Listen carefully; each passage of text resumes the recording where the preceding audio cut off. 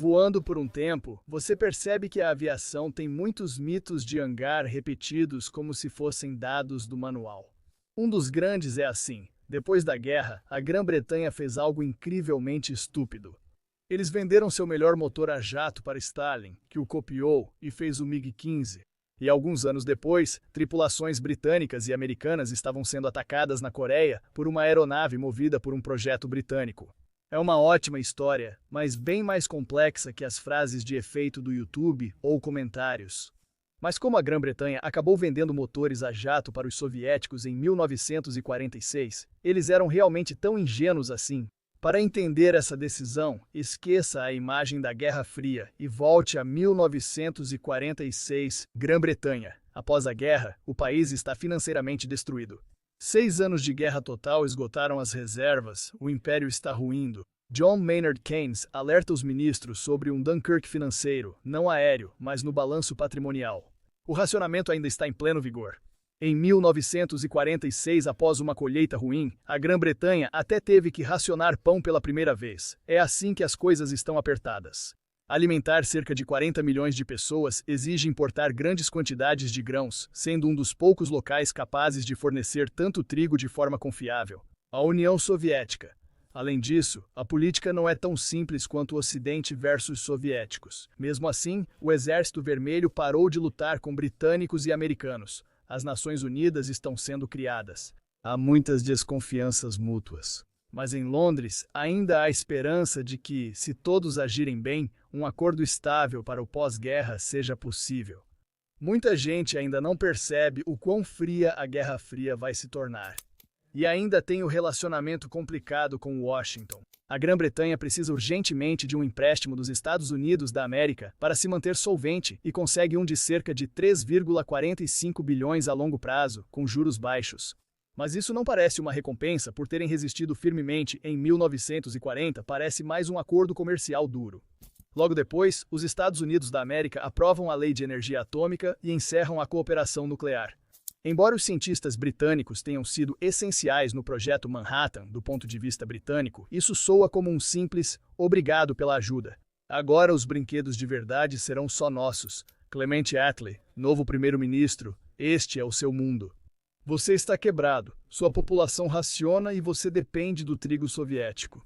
Você percebeu que seu aliado mais forte não hesita em te excluir de tecnologias essenciais quando lhe convém.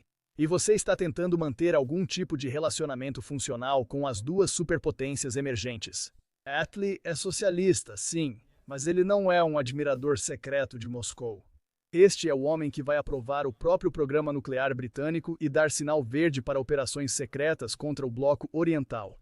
Membros dos serviços de segurança relataram que Attlee e seu gabinete tinham uma hostilidade antiga aos comunistas. Então, a caricatura de um bando de sonhadores comunistas entregando motores para seus primos ideológicos simplesmente não condiz com o que realmente aconteceu. Recebemos uma proposta de Moscou para comprar motores a jato britânicos. E é aqui que o Nien em si importa. No mito, o Nien é sempre descrito como o motor mais avançado da Grã-Bretanha. Como se eles estivessem enviando suas joias da coroa para o leste. O Nien é um projeto competente, porém já é visto como produto de exportação. É um grande e potente turbojato de fluxo centrífugo. O problema é que todo mundo na indústria já percebe que o futuro a longo prazo são os motores de fluxo axial. Assim como o Avon mais tarde, o Nien é excelente, mas não é mágico, e não é um projeto secreto. A Rolls-Royce promove isso ativamente no exterior, mesmo trancada em um bunker. Os Estados Unidos da América vão produzi-lo como Pratt Whitney J40 e 2 sob licença. Canadá e França têm interesse. A Marinha Real usará no Seahawk e Attacker, mas as maiores esperanças da Royal Air Force estão em projetos mais novos. Então, do ponto de vista de Whitehall, isso não é como enviar todos os desenhos do Vulcan para Moscou. Este motor sólido de alto empuxo já é considerado por eles uma mercadoria comercial. Os soviéticos também pedem meteoros e vampiros completos. Esses pedidos de fuselagem são recusados discretamente. Os britânicos não querem que seus caças a jato sejam desmontados e copiados, mesmo que esses motores pareçam negociáveis. Attlee considera a necessidade urgente de exportar, evitar conflitos com um fornecedor essencial de grãos e o uso da tecnologia como moeda de troca pelos americanos. e ele aprova a venda da resistência de Nien para a União das Repúblicas Socialistas Soviéticas. No memorando, ele diz que não vê motivo para retê-los e que negar só criará ressentimento. Agora, sobre aquela famosa frase de Stalin, que tolos nos venderiam seus segredos.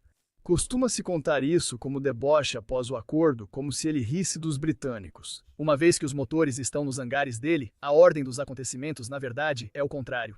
O comentário acontece quando seu conselheiro de aviação, Alexander Yakovlev, sugere pela primeira vez procurar os britânicos para comprar motores a jato. Stalin inicialmente reage com incredulidade, sem acreditar que os britânicos venderiam esse equipamento para ele. Yakovlev precisa explicar que os motores não são algum tesouro escondido, eles estão sendo anunciados internacionalmente.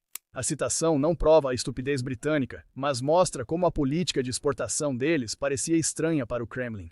Assim que as caixas chegam, os engenheiros soviéticos fazem exatamente o que você esperaria: desmontam os motores e começam a copiá-los. O RD-45 é basicamente um Nien soviético. Não é uma cópia direta. Os britânicos têm uma vantagem em materiais para turbinas, especialmente nas ligas mnemônicas na seção quente, e igualar isso é difícil. As primeiras cópias soviéticas sofrem porque a metalurgia deles ainda não está no mesmo nível. Mas em um estado centralizado e paranoico, quando ele decide que jatos de alto desempenho são prioridade, eles realmente se tornam prioridade. Problemas surgem, recursos do RD-45 são usados. A equipe de Klimov avança e desenvolve o VK-1. Arquitetura básica semelhante, mas adaptada para materiais e fabricação soviéticos, um pouco maior, com mais fluxo e empuxo. No Ocidente, o VK-1 é visto como uma cópia mais potente do Nene, o que desmerece os engenheiros soviéticos. Resumindo, o Nene deu um grande impulso inicial, mas o VK-1 tornou-se um motor próprio, otimizado localmente. Então você coloca esse motor em uma pequena fuselagem de asa enflechada, apoiada por uma boa aerodinâmica derivada dos alemães, e você tem o MiG-15. É aqui que a decisão Attlee, assinada em um escritório silencioso em Londres, de repente aparece nas filmagens das câmeras de tiro. Na Coreia, o MiG-15 surpreende negativamente os B-29. Ele domina os primeiros jatos e aviões a hélice, sendo claramente superior. Só o F-86 acompanha ele nesse nível, o que faz diferença. Os Meteors britânicos não competem em alta altitude. Pilotos da Royal Air Force, planejadores da OTAN e profissionais do setor sabem disso. Internamente, muitos desses MiGs usam motor derivado do NEM. Depois, um executivo da Rolls-Royce visita uma fábrica na China e vê derivados do VK-1 sendo feitos sob licença. Ele reconhece o layout e se horroriza. A Rolls-Royce tentará reivindicar uma compensação pelo uso não licenciado de seus projetos. No meio da Guerra Fria, isso não leva a lugar nenhum. Britânicos pareciam tolos do ponto de vista de um cockpit sobre o MiG Alley. Com o benefício da retrospectiva, é muito tentador dizer que sim. Exportaram motores para um futuro adversário, subestimaram a engenharia soviética e erraram ao prever a rapidez com que um aliado se tornaria rival estratégico. Mas se você pensar em 1946, a situação é mais complexa. Você governa um país quase falido, precisa exportar de grãos e foi excluído da cooperação atômica dos americanos. Os soviéticos são difíceis, mas ainda não são inimigos. O motor é poderoso, mas não é seu maior trunfo. Você acha que sua real vantagem tecnológica serão as futuras máquinas axiais, não a unidade centrífuga. Você está vendendo abertamente para outros a partir daquele cockpit. Vender Niens para Moscou soa mais como negociação calculada do que traição, apesar do risco.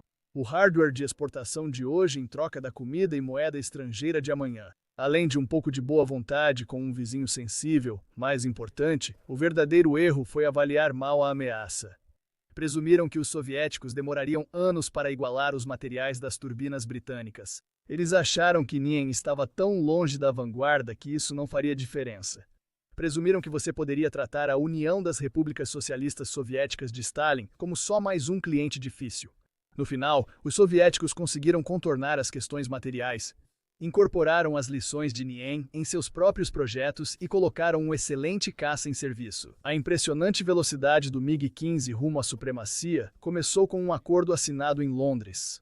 Para nós, isso lembra que decisões sobre equipamentos envolvem mais do que desempenho, dependem de contexto, timing e suposições. A Grã-Bretanha não forneceu seu melhor motor por apoiar o comunismo, mas vendeu o que considerava uma tecnologia intermediária para resolver problemas imediatos em casa.